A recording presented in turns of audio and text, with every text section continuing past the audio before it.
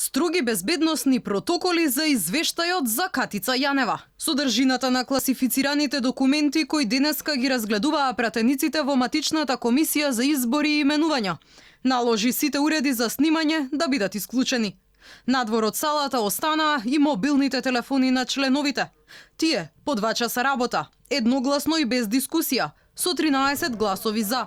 Одлучија да го поддржат предлогот за разрешување на шефицата на СЈО. Според председателот на комисијата, документот содржал доволно аргументи за да ја донесат оваа одлука.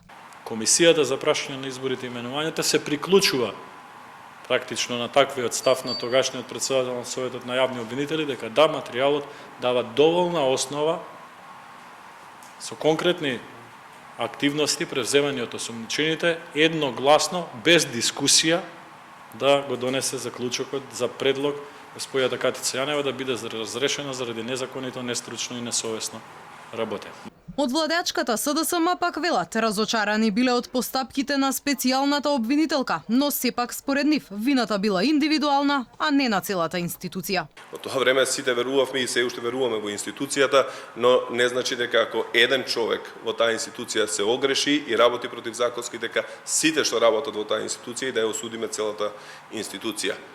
Извештајот на матичната комисија сега ќе треба да влезе на пленарна седница во парламентот, каде за разрешување на Јанева ќе бидат потребни двотретинско и бадентерово мнозинство. Потоа одлуката донесена во собранието ќе биде вратена пред Советот на јавни обвинители.